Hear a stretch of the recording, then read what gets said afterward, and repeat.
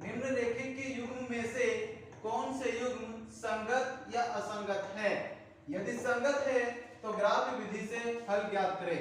हम लोग question number 2, 3 में ही पता कर चुके हैं कि संगत असंगत का मतलब क्या होता है। हम लोगों को यहाँ पर क्वेश्चन नंबर 4 का जो क्वेश्चन नंबर 1 देख रहे हैं, यहाँ पे दो समीकरण दिया हुआ है। इस दोनों समीकरण से हम लोग को पहले ये पता कर लेना है कि ये संगत है या असंगत है। अगर ये संगत होगा तो ग्राफ की विधि से हल करना है, और अगर असंगत है तो फिर ग्राफ की विधि से हल नहीं करना है। हाँ, इस क्वेश्चन को बनाने से पहले हम एक बार ये कह दें कि ये क्वेश्चन बहुत ही इंपॉर्टेंट है, जिसको एग्जाम में हमेशा पूछा ही जाता है, यानी कि ये VBI क्वेश्चन है। ठीक है, अब हम लोग देखेंगे क्वेश्चन नंबर 1 में हम लोगों को दो समीकरण दिया हुआ है, समीकरण 1, समीकरण 2। हम लोग देख रहे हैं समीकरण 1 में क्या है, x + y = 5। समीकरण 2 में क्या है, 2x + 2y = 10। अब हम लोग को ये पता करना है कि ये संगत है या असंगत है। संगत है या असंगत है, इसको कैसे पता कर सकते हैं? संगत या असंगत है इसको हम लोग पता कर सकते हैं a1 a2 b1 b2 c1 c2 का तुलना करके। तो चलिए हम लोग यहाँ पर आकर के करते हैं a1 a2 b1 b2 c1 c2 का तुलना। a1/a2 = कितना दिख रहा है, a1 a2, a1 का मान 1, a2 का मान 2, b1 का मान कितना है 1, और b2 का मान कितना है 2। अगर हम लोग देखेंगे c1 c2 का मान कितना है, तो c1 का मान 5 और c2 का मान 10। तो यहाँ क्या हो जाएगा, 5 × 5 और 5 × 10 यानी कि 1/2।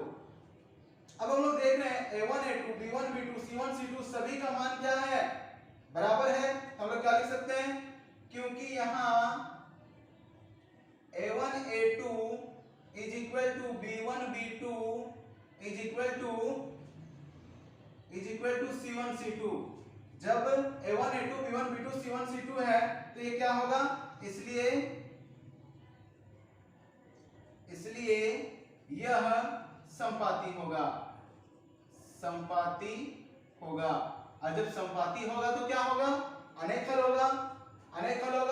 और जब अनेकल होगा तो फिर वो क्या कहलाएगा, संगत कहलाएगा।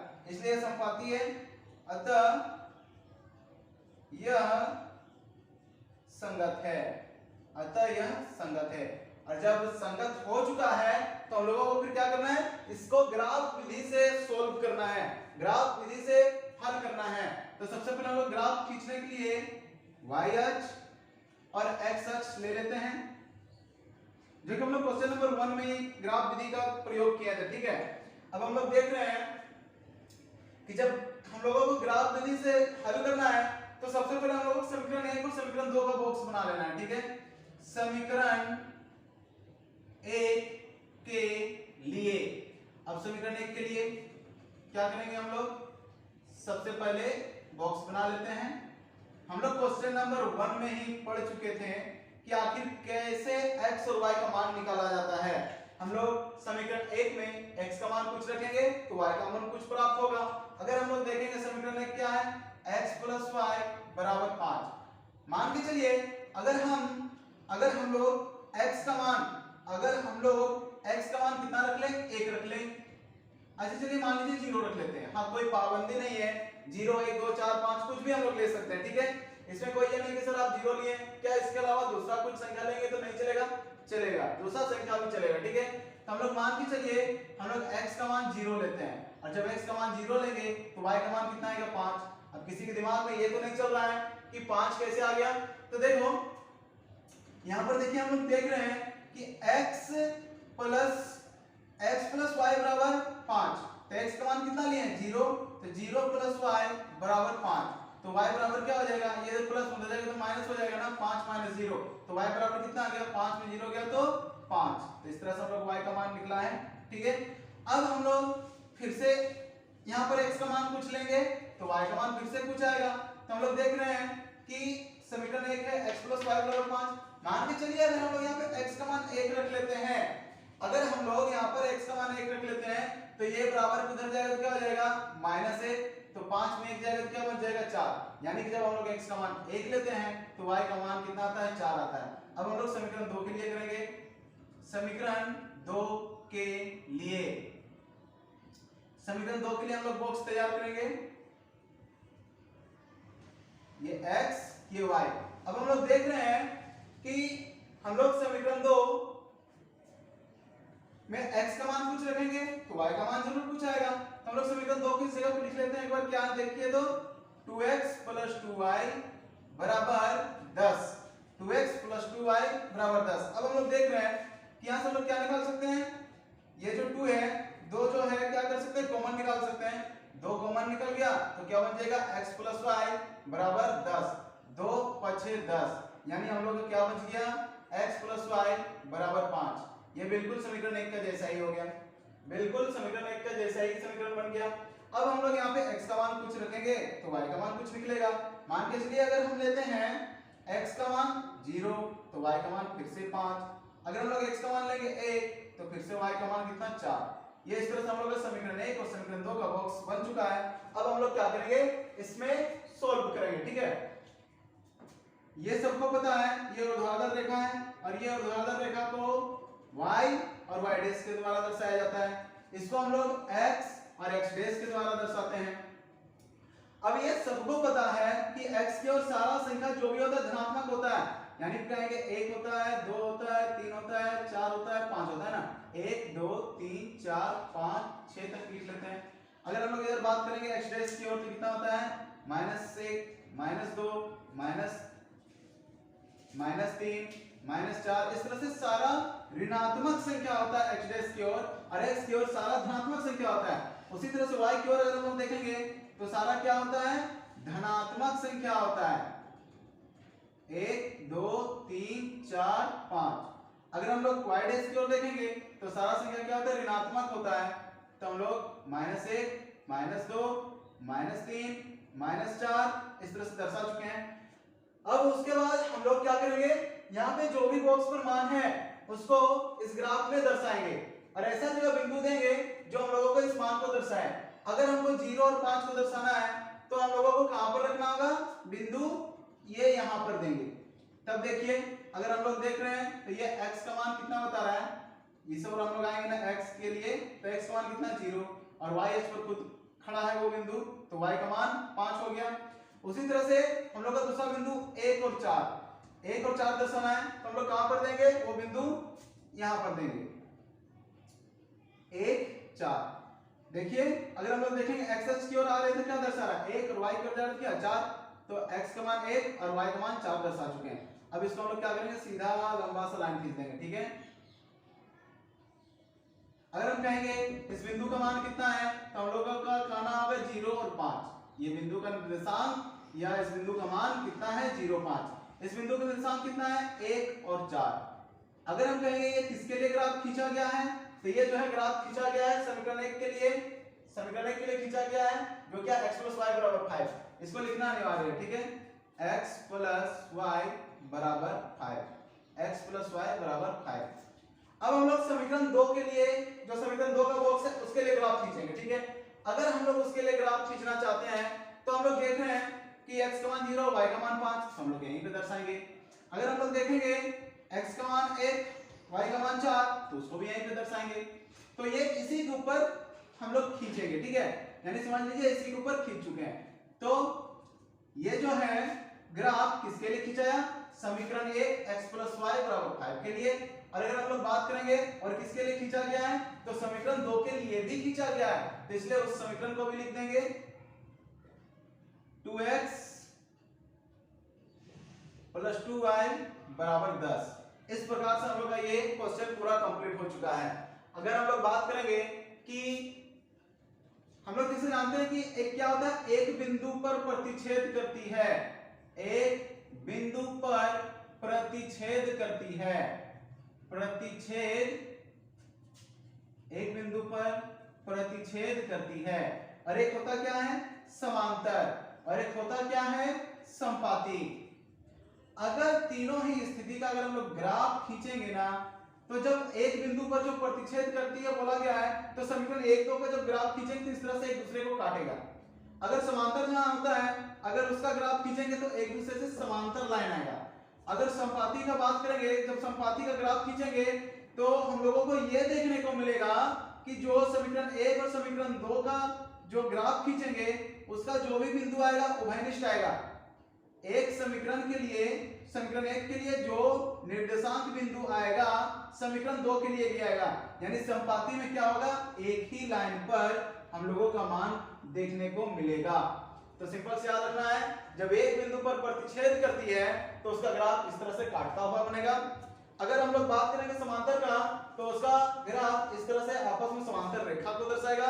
अगर हम लोग बात करेंगे संपाती का तो दोनों ही समीकरण के लिए एक ही लाइन खींचा जाएगा और वो उसका जो भी निर्देशांक बिंदु होगा सभी का सभी क्या होगा, सभी का सभी हम लोगों का उभयनिष्ठ होगा। तो आप लोग इसको स्क्रीनशॉट ले लीजिए और हाँ इसको नहीं उतारिएगा, ठीक है। इस चीज को रफ में किया जाता है, ठीक है। हम लोग को बस बॉक्स को भरना है, इस चीज को हम लोगों को नहीं करना है। ये हम समझाने के लिए किए हैं तो इसको भी हटा देते हैं। अब आप लोग स्क्रीनशॉट ले लीजिए, उसके बाद हम लोग क्वेश्चन नंबर 2 को देखेंगे।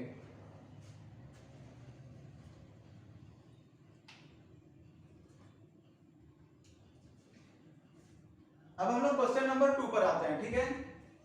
क्वेश्चन नंबर 1 हम लोगों का हो चुका है, क्वेश्चन नंबर 4 का क्वेश्चन नंबर 1 हम लोगों का कंप्लीट हो चुका है। अब हम लोग क्वेश्चन नंबर 2 पर आते हैं।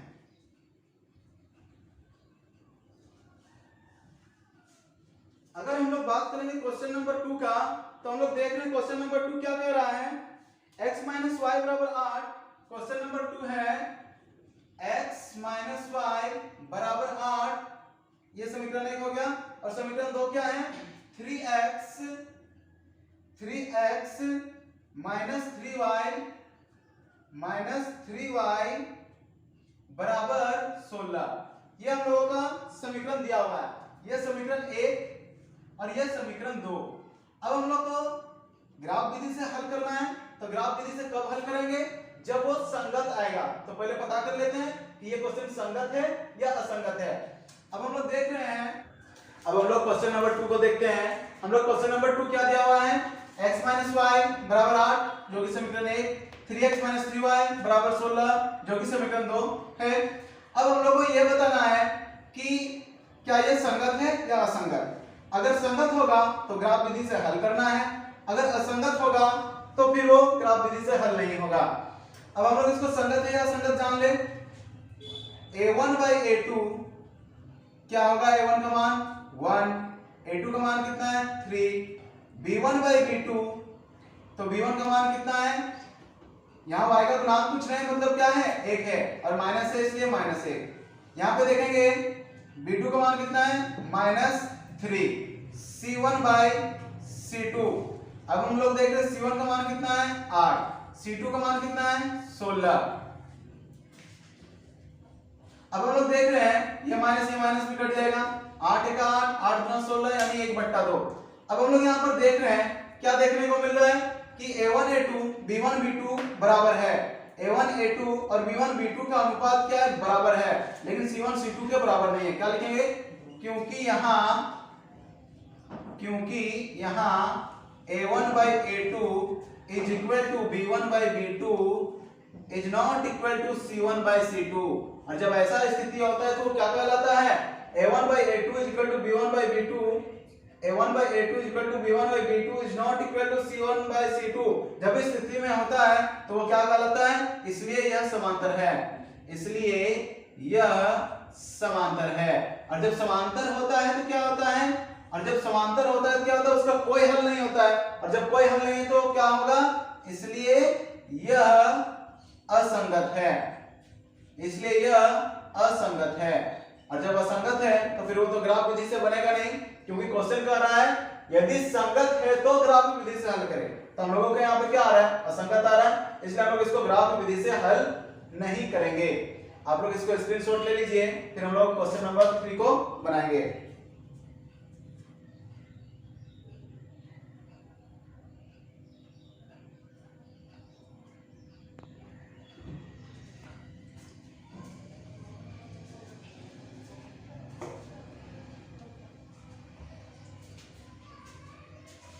अब हम लोग क्वेश्चन नंबर 3 पर आते हैं। क्वेश्चन नंबर 4 का क्वेश्चन नंबर 3 हम लोग देख रहे हैं। क्वेश्चन नंबर 3 क्या दिया हुआ है, क्वेश्चन नंबर 3 कह रहा है हम लोगों को,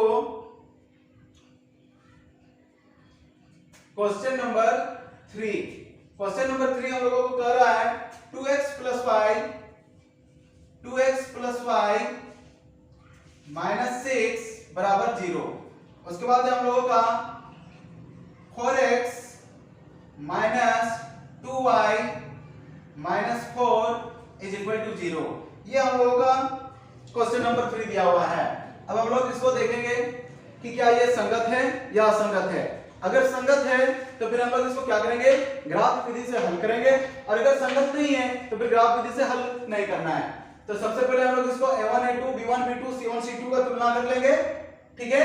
अब हम लोग करते हैं a1 by a2 is equal to a1 का मान 2, a2 का मान 4। हम लोग देखेंगे b1 by b2, तो b1 का मान देख रहे हैं, y का गुणांक कुछ नहीं है मतलब 1, और यहाँ पे b2 का मान -2, c1 by c2, c1 का मान -6 और c2 का मान -4। माइनस माइनस कट गया, 2 दिया 6, 2 दूना 4, यानी कि 3/2। हम लोग जानते हैं कि जब क्या होता है माइनस नीचे रहता है तो वो ऊपर चला जाता है, तो ये क्या हो गया -1/2, 2 1 2, 2 दूना 4, यानी हो गया 1/2। अब हम लोग देख रहे हैं a1 a2 b1 b2 आपस में बराबर नहीं है, क्योंकि ये 1/2 है, ये -1/2 है। तो हम लोग क्या लिखेंगे, क्योंकि यहाँ a1 by a2 is not equal to b1 by b2, जब दोनों आपस में बराबर नहीं है तो इसलिए क्या होता है ये, इसलिए यह एक बिंदु पर प्रतिच्छेद करती है,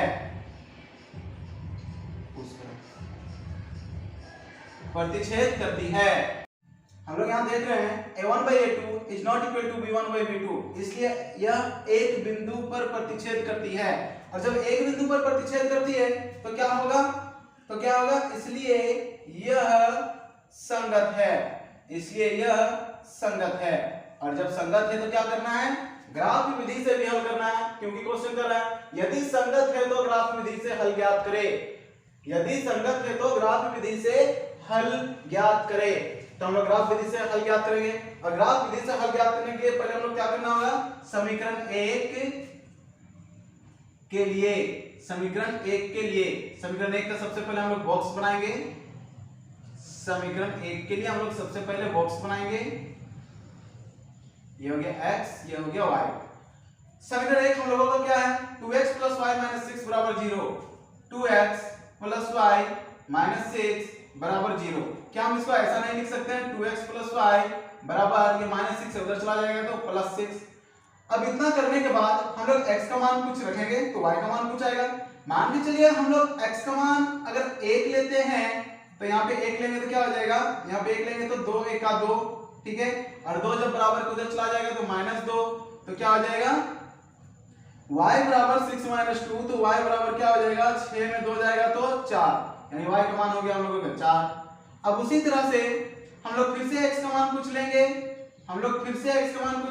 तो y का मान फिर से कुछ निकलेगा। मान के चलिए हम लोग x का मान हम 2 लेते हैं तो क्या हो जाएगा, 2 दूना 4 + y बराबर 6, यही होगा ना। x के जगह पे अगर हम लोग 2 रखते हैं तो 2 दूना 4 + y बराबर 6। अब क्या हो जाएगा, 4 + y बराबर 6, तो y बराबर क्या 6, ये इधर प्लस में उधर जाएगा तो -4, तो y बराबर कितना हो जाएगा, y बराबर 6 में 4 गया तो 2, यानी जब हम x का मान 2 लिए तो y का मान भी कितना आया, 2 आया। ये हम लोगों का समीकरण 1 का बॉक्स कंप्लीट हो चुका है। अब हम लोग क्या करेंगे, समीकरण 2 के लिए बॉक्स को बनाएंगे, ठीक है। समीकरण 2 के लिए बॉक्स को बनाएंगे। जब हम समीकरण 2 के लिए बॉक्स को बनाएंगे तो यहाँ पे लिखेंगे समीकरण 2 के लिए, समीकरण 2 का बॉक्स बना लेते हैं हम लोग, x y।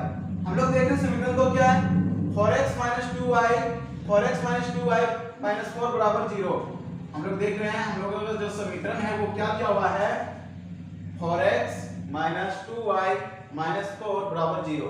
हम लोग इसको इतना लिख सकते हैं, 4x - 2y, ये इधर माइनस उधर चला जाएगा तो +4 हो जाएगा। अब देख रहे हैं कि x की जगह हम लोग कुछ रखेंगे तो y का मान कुछ आएगा। मान के चलिए अगर हम लोग x का मान 0 रखते हैं तो x का मान 0, तो 4 0 है 0, तो क्या हो जाएगा -2y बराबर 4, क्योंकि जब हम लोग x के जगह पे 0 रख रहे हैं तो क्या हो जाएगा 4 0 है 0, ठीक है। या फिर चलिए करके दिखाते हैं, x की जगह पे अगर हम लोग 0 लेते हैं 4 0 है 0, -2y बराबर 4, तो क्या आ जाएगा -2y बराबर, ये इधर प्लस हो जाएगा तो माइनस हो जाएगा, 4 - 0 तो -2y बराबर क्या हो जाएगा, 4 में 0 गया तो 4, ये इसको कितना बार हम काटेगा 2 दूनी 4, माइनस है इसलिए -2, यानी कि हम लोग y का मान कितना आ गया -2, ठीक है। फिर से हम लोग x का मान कुछ रखेंगे तो y का मान फिर से कुछ आएगा। और हाँ, हम ये हमेशा से कहते हुए आए हैं कि जरूरी नहीं है कि हमें 0 लिए तो 0 ही लेना है, आप कुछ भी संख्या ले सकते हैं, अब 5 8 10 20 कुछ भी लीजिए, आखिर ग्राफ वही बनने वाला है, आंसर वही आने वाला है, ठीक है। अब हम लोग क्या करेंगे, फिर से x का मान कुछ रखेंगे तो फिर से y का मान कुछ आएगा। समीकरण तो हम लोगों को क्या था, 4x - 2y - 4 = 0। क्या हम इसको इतना नहीं लिख सकते हैं, 4x - 2y, ये इधर माइनस उधर चला जाएगा तो +4। अब हम क्या लेंगे, मान के चलिए हम यहाँ पर x का मान 1 रख लेते हैं, x का मान 1 रख लेते हैं, तो 4 1 का 4 - 2y बराबर 4, -2y बराबर, ये इधर प्लस उधर जाएगा तो 4 - 4 तो -2y बराबर 4 में 4 गया तो 0, -2y बराबर 0, तो y बराबर क्या 0 बट्टा -2, जब इसको हम लोग इससे भाग देंगे तो कितना हो जाएगा 0, तो हो गया 0। हाँ, इस चीज को आप लोग को रफ में करना है, सामने नहीं दर्शाना है, ठीक है, इसको रफ में करना है, सिर्फ बॉक्स को भरना है। अब हम लोग समीकरण 1 और समीकरण 2 का भी बॉक्स मिल चुका है, हम लोग पूरा कर चुके हैं। तब हम लोग क्या करेंगे, ग्राफ बनाएंगे। ग्राफ बनाने के लिए सबसे पहले हम लोग x अक्ष का लाइन खींचेंगे, ये x अक्ष, और ये हम लोगों का हो जाएगा y अक्ष। हम लोग जानते हैं x अक्ष पे दाहिना और x से दर्शाते हैं, इसको x डैश से दर्शाते हैं, ये y और ये y डैश। ये सबको पता है कि ये जो बीच में होता है वो किसको दर्शाता है, 0 दर्शाता है, ठीक है। और इधर जो भी x की ओर होगा वो क्या होगा, प्लस में होता है, धनात्मक होता है। 1 2 3 4 5 6, अगर इधर हम लोग देखेंगे x डैश की ओर तो सारा क्या होता है, माइनस में होता है, -1 -2 -3 -4। अगर हम लोग y की ओर देखेंगे तो सारा क्या होता है, प्लस में होता है, 1 2 3 4 5 6, इतना काफी है। ये अगर हम लोग y डैश की ओर देखेंगे तो क्या होता है, इधर भी सारा माइनस में होता है, -1 -2 -3 -4 -5, इतना काफी है, ठीक है। हो सकता है हमारा यहाँ ग्राफ पूरा सही नहीं आए, आप लोगों का सही आएगा एग्जाम हॉल पर, क्यों, क्योंकि आप लोगों को ग्राफ पेज दिया हुआ रहेगा और ग्राफ पेज पे कभी गलत नहीं होगा। देखते हैं x का मान कितना 1, y का मान 4। हम लोगों को ऐसा जगह बिंदु को दर्शाना है कि जो x का मान 1 और y का मान 4 को दर्शाए, तो हम लोग कहां पर लेंगे, यहां पर लेंगे, यहां पर। तब देखिए अगर हम लोग x की ओर आ रहे हैं तो 1 को दर्शाता है और y की ओर 4 को दर्शाता है, ठीक है। अब हम लोग दूसरा बिंदु को दर्शाएंगे 2 और 2, ऐसा जगह हम लोगों को बिंदु देना है जो x का मान 2 और y का मान 2 दर्शाए, तो हम लोग कहां पर देंगे, इस जगह पर देंगे, इस जगह पर। तब देखिए अगर x अक्ष की ओर आ रहे हैं तो 2 और y अक्ष की ओर आ रहे हैं तो 2। अब हम लोग इसको क्या करेंगे, सीधा लाइन खींचते हुए बढ़ेंगे। इस बिंदु से अपने निर्देशांक को लिख लेंगे। अगर इस बिंदु के निर्देशांक को देखेंगे तो कितना है, 1 और 4। अगर इस बिंदु के निर्देशांक को देखेंगे कितना है, 2 और 2। अगर हम लोग बात करेंगे 2 और 2, अगर हम लोग बात करेंगे कि ये किसके लिए खींचा गया है, तो हम लोग कहेंगे ये किसके लिए खींचा गया है, तो ये खींचा गया समीकरण 1 के लिए। किसके लिए, 2x + y - 6, इसको सामने लिखना जरूरी है। क्या लिखेंगे, किसके लिए ग्राफ खींचा गया है, 2x + y - 6 बराबर 0 हो गया। अब हम लोग क्या करेंगे, इस समीकरण 2 के लिए हम लोग वहां पे दर्शाएंगे, जो भी समीकरण 2 पे मान है उसको वहां दर्शाएंगे। हम लोग देख रहे हैं समीकरण 2 का बॉक्स में क्या है, 0 और -2, ठीक है, 0 और -2। हम लोग ऐसा जगह वहां पर दर्शाएंगे बिंदु को जो x का मान 0 और y का मान -2 को दर्शाए। तो हम लोग कहां पर लेंगे, x का मान 0 y का मान -2 यहां पर लेंगे। तो देखिए जब x अक्ष की ओर जा रहे हैं तो 0 मिल रहा है और y अक्ष पर खुद खड़ा है तो -2, इस बिंदु का मान कितना हो जाएगा, 0 - 2। उसका दूसरा क्या, 1 0। हम लोग ऐसा जगह दर्शाना है बिंदु को जो कितना को दर्शाए, 1 और 0, यानी कि x का मान 1 और y का मान 0। तो हम लोग कहां पर लेंगे, यहां पर लेंगे। जो देखिए x अक्ष पर खड़ा है तो x का मान 1 को दर्शा रहा है और y का मान 0 को दर्शा रहा है। अब इसको भी हम लोग सीधे खींचते हुए मिलाएंगे।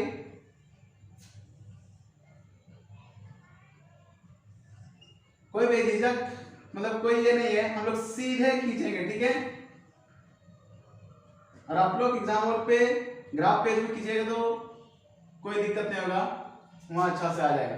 अब हम लोग देख रहे हैं कि जो हम लोगों का ये है बिंदु का जो निर्देशांक है वो सारा तो हम लोग लिख ही चुके हैं, लेकिन ये जो ग्राफ खींचे हम लोग, जो ये ग्राफ खींचे वो किसके लिए खींचे हैं उसको भी दर्शाना जरूरी है। समीकरण 2 के लिए ये ग्राफ खींचे हैं। और समीकरण 2 कितना है, समीकरण 2 जो है हम लोगों का, ये हम लोग का समीकरण 2 है ना, ये समीकरण 1 2, हम लोग का समीकरण 2 कितना है, 4x - 2y 4x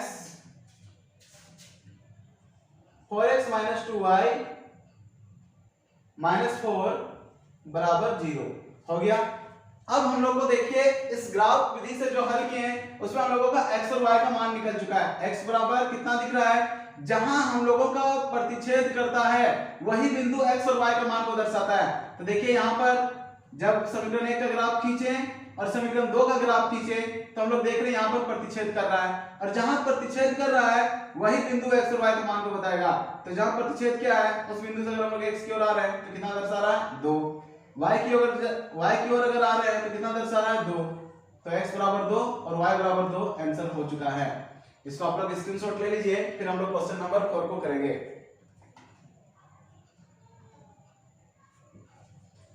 अब हम लोग क्वेश्चन नंबर 4 को देखते हैं, ठीक है। अब हम लोग क्वेश्चन नंबर 4 को देखते हैं। अगर हम लोग बात करेंगे क्वेश्चन नंबर 4 का तो देखते हैं क्या है।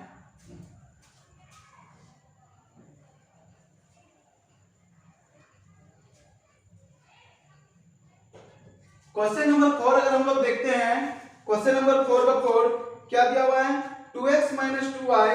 क्वेश्चन नंबर 4 हम लोगों को दिया हुआ है 2x - 2y 2x - 2y -2 बराबर 0। ये हो गया हम लोगों का समीकरण 1। अगर हम लोग देखेंगे दूसरा समीकरण क्या दिया हुआ है, तो दिया हुआ है 4x - 4y 5 = 0। ये हो गया हम लोगों का समीकरण 2। हम लोगों को क्या करना है, ग्राफ विधि से हल करना है। कब करना है ग्राफ विधि से हल, अगर ये दोनों संगत हो तो, अगर असंगत है तो नहीं। तो हम लोग पहले देख लेंगे कि ये संगत है या असंगत है। तो सबसे पहले हम लोग a1 a2 b1 b2 और c1 c2 का तुलना कर लेंगे। अब अगर हम लोग देख रहे हैं तो a1 का मान कितना है, 2। हम लोग देख रहे हैं a2 का मान कितना है, 4। हम लोग देख रहे हैं b1 का मान कितना है, -2। b2 का मान कितना है, -4। c1 का मान कितना है, -2। c2 का मान कितना है, -5।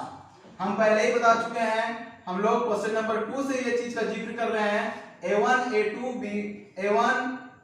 b1 c1 a2 b2 c2 कहां से प्राप्त करना है ना। एक बार हम फिर से रिपीट कर देते हैं। जो समीकरण 1 है उसमें x का गुणांक को a1, y का गुणांक को b1 और जो यहाँ अचर रहेगा वो c1। अगर हम लोग देखेंगे a2 कहां से मिलेगा, तो समीकरण 2 में जो x का गुणांक है वो a2, समीकरण 2 में जो y का गुणांक है वो b2 और समीकरण 2 में जो अचर है वो c2। अब हम लोग देख रहे हैं 2 × 2 2 × 4 1/2, माइनस माइनस कटा 2 × 2 2 × 4 यानी 1/2, और ये माइनस माइनस कट गया तो क्या बन जाएगा 2/5। अब हम लोग यहाँ पे देख रहे हैं a1 a2 b1 b2 आपस में बराबर है, लेकिन c1 c2 के बराबर नहीं है। क्या लिख सकते हैं यहाँ पे, क्योंकि यहाँ a1/a2 is equal to b1/b2 is not equal to c1/c2। क्योंकि हम लोग देख रहे हैं यहाँ a1 a2 b1 b2 c1 c2 आपस में क्या है, a1 a2 b1 b2 आपस में बराबर है, लेकिन c1 c2 के बराबर नहीं है। तो जब इस स्थिति में रहता है तो उसको क्या कहते हैं, समांतर कहते हैं। इसलिए यह समांतर है, इसलिए यह समांतर है। तो फिर क्या कर सकते हैं, इसलिए यह असंगत है। और जब असंगत है तो फिर क्या करना है, ग्राफ विधि से हल नहीं करना है, इसलिए यह असंगत है। आप लोग इसको स्क्रीनशॉट ले लीजिए।